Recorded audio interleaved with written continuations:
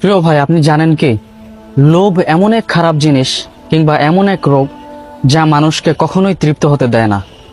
আপনি তাকে যত বেশি দিয়ে দেন না কেন, তাতেও তার চলবে না। এই বেশি চাওয়াটাই তার ধ্বংসের কারণ হয়। লোভ মানুষকে হারাম কামাই, প্রতারণা, এমনকি আত্মীয় স্বজনের সাথেও সম্পর্ক ছিন্ন করতে বাধ্য করে। এই জন্য ক্ষুধার্ত এক আগুন, যতই খাওয়াবেন ততই জ্বলবে। প্রিয় ভাইরা, মহান আল্লাহ তাআলা পবিত্র আল কুরআনের মধ্যে বলেন যে তোমরা ধ্বংস হয়ে যাবে একে অপরকে সম্পদে অধিক হওয়ার প্রতিযোগিতা করতে করতে। সূরা তাকাসুর। শুধু তাই নয়, রাসূল সাল্লাল্লাহু আলাইহি সাল্লামও এই বিষয়ে বলেছেন যে মানুষের যদি এক উপত্যকা পরিমাণ স্বর্ণও থাকে তবে সে আরো চাইবে।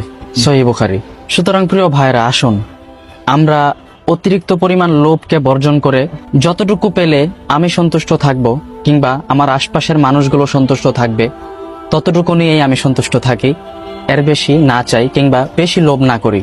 আল্লাহ আমাদের সবাইকে অতিরিক্ত লোভ থেকে হেফাজত করুন। আমিন।